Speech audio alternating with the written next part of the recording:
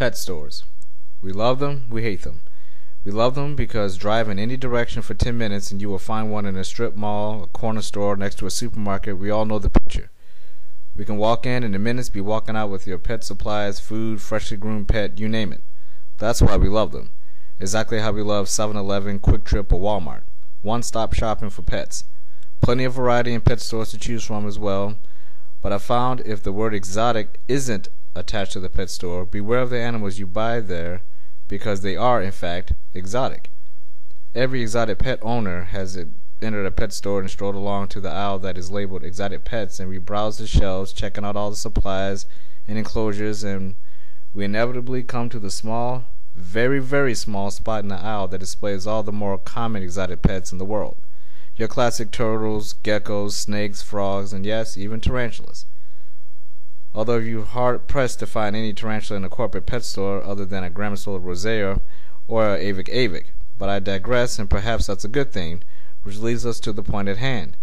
Experience care for exotic pets in mainstream pet stores. I cannot speak for all corporate and mainstream pet stores, but the ones I visit to pick up crickets, worms, and mice for my animals, the employees could use a lot more training when it comes to exotic pets, especially when it comes to tarantulas, which for the sake of perspective and time we will only focus on in this editorial. 4 of my Grammosola roseas my wife and I personally have rescued from what we label as corporate or mainstream pet stores, and we all know what those stores are. The first was my now mature male Chilean Rose Perseus. He was housed in an enclosure literally 20 times too large for him. Had he climbed to the top and fallen, he would have been seriously injured or killed. When I asked the exotic pet department employee to retrieve him for me, he nervously ran and got a small fishing net and a thin cardboard box to place him in. Before I can intervene in this inevitable tragedy, he says to me, simultaneously attempting to scoop Perseus up in that ridiculous little net, "So, sir, does this thing bite or what?" Before I can answer, he realizes the tarantula is stuck to the net and not coming off. So what does the poor kid do? Wait for it. Well, he begins rapidly attempting to pull Perseus off the net one leg at a time, completely freaking him out enough for Perseus to literally jump from the net back into the oversized enclosure and hide under a damp piece of cork bark. At this point, obviously, I had had enough of this juvenile and ignorant display of extraction, so I took over without thinking, telling the employee to go get a clean and empty betta fish cup with a lid and an ink pen so I could gently move Perseus into the cup. After gently putting Perseus in the cup, I paid for him and got out of there as fast as I could before I exploded with anger. I wanted to school the kid on how to properly take care of a tarantula, but I knew he wouldn't stick around long enough for me to waste my time, and he obviously had no passion for any animal in his department, or he would have known more about the animals he was selling. Just because you are a turtle or fish expert doesn't make you an automatic snake, scorpion, lizard, and arachnid specialist. By the way, anybody who says they have passion in that department might want to look up something called arachnid boards, or look up videos on YouTube or other information from experts all around the world who will easily and enthusiastically provide that information for them. That was the first incident. Next up, my big female Orion. In comparison to the horror show that was removing Perseus from the oversized temporary home, Orion, although also in a 20 times too large for her in size enclosure, was interesting simply because she was labeled as a male Grammosola rosea, but was in fact a female Grammosola porteri, or a brown colorform Chilean rose. Of course, I jumped at the opportunity to own a porteri, which are far more pricier than the $17 I paid for her as an adult female. That leads to the second problem with mainstream stores. They often have no idea what they have or how to care for them.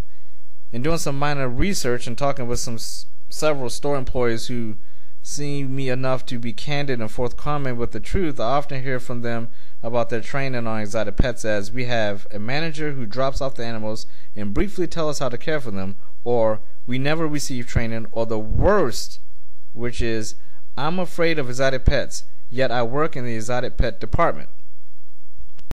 How can any employer employ anyone who isn't trained properly or is horrified and afraid of the animals you're entrusting to care for them as a professional? It's insane and incomprehensible that an employee, young or old, can be allowed to endanger any animal because of lack of knowledge and passion for the animals they are working with every single day. Isn't that the very definition of animal cruelty and negligence? If dogs and cats were treated in the same manner in the same store by the same employees, not only would the employees be fired on the spot, but the managers and supervisors as well, perhaps resulting in the store being closed down altogether. Knowledge, passion, and understanding are essential qualities to possess if any responsible owner is looking to care for any exotic pet. You can't label an exotic pet as an advanced species in your store, but have a beginner or someone who is terrified by the very animals they are charged to care for look after them every single day. It makes no sense. I've had employees on several occasions at these corporate or mainstream pet stores refuse to check me out of the counter because I was buying a tarantula or a scorpion. Literally refused to assist me because they were afraid of a box of tarantula, but they were more than eager to check out the gray-haired man with the black Labrador Retriever on a leash, even though the employee is far more likely to be harmed by the dog than a 4-inch terrestrial pet rock we call Gramisola rosea Chilean rose hairs. On to incident number 3, Whisper. The sweetest and most docile of all my tarantulas, the one I handled the most, was subjected, just as the previous roseas, to an oversized enclosure, soaking wet substrate, over 10 large crickets crawling all around her, and a basking light blasting down upon her 24 hours a day. She didn't hide because there was no hide to retreat in. Obviously, I asked to get her out immediately. Who comes around the corner but another pimple-faced teenager who just got out of school? Remembering the Perseus incident, I asked up front the extent of the employee's knowledge, and he replies, "I was hoping no one ever bought this tarantula because I'm scared of spiders, sir." Incidentally, I removed Whisper myself and got her out safely, but took a glance at all the other animals that were left behind. Not only did this employee have a fear of spiders, but scorpions and snakes as well, which the store also sells. And he also admitted that he had no idea how to care for frogs, turtles, and lizards and geckos, which the store also sells. And he also had limited knowledge about aquatics as well, which the store also sells. Here's the big zinger at the end about this whole pathetic scenario. He was an exotic and aquatic specialist.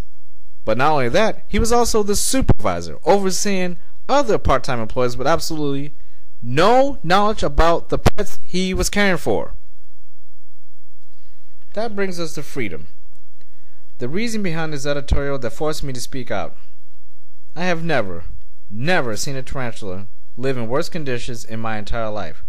This was blasphemy to even put a tarantula nearly 5 inches long in a mini critter keeper with an inch of soaked substrate, a molding sponge to drink from, and under a basking light.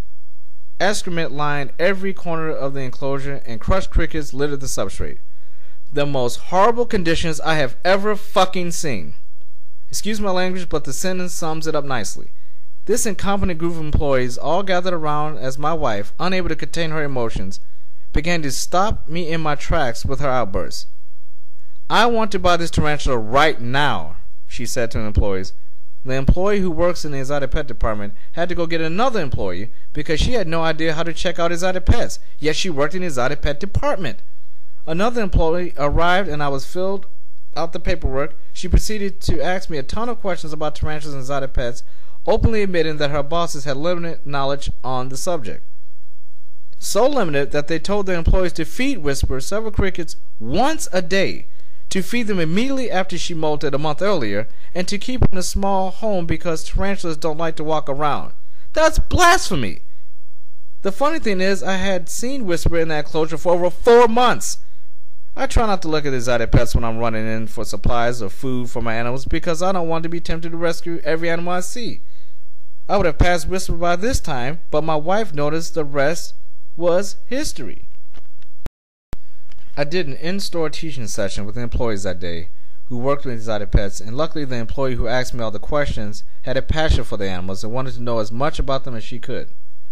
On the plus side, every time I return to that store, the pets have been looking much better and healthier after my teaching lesson with this employee, who in return is bypassing her boss's ignorance and incompetence and instructed her co-workers to take the advice I had given her.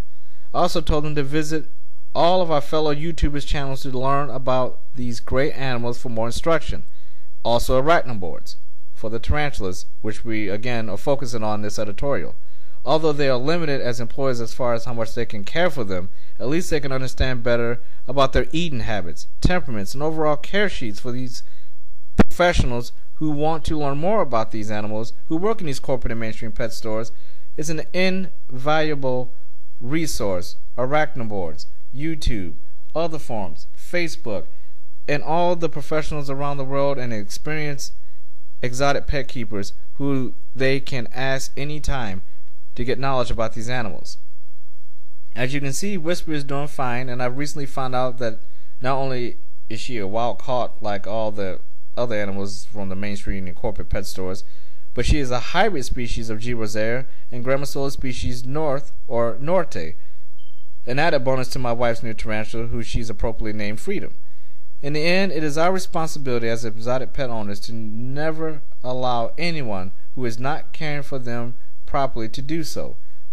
We as experts hold the torch and pass it on to every new enthusiast every day, every time we speak out, whether through our videos or our channels on YouTube, our forums and groups on Facebook, our gatherings at pet shows and expos. That flame can't go out due to ignorance. If you ever see a pet in horrible conditions, rescue that animal and give it to someone who can properly care for it, at least if you don't want to keep it. Talk to the store management. Use your experience and knowledge to show them their mistakes and bad practices. Educate employees whether they want to hear it or not.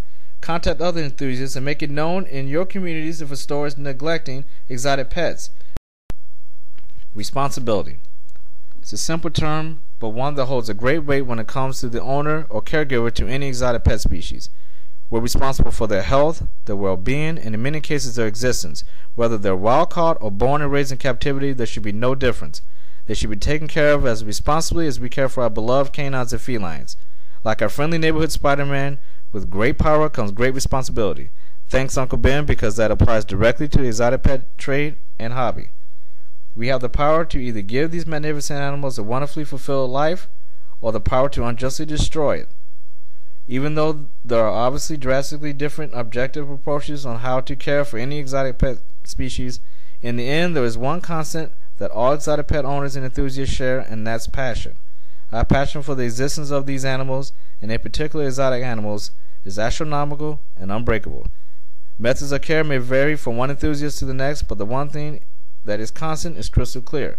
Our methods on loving and appreciating these magnificent animals is as strong and as constant as the beating of a human heart.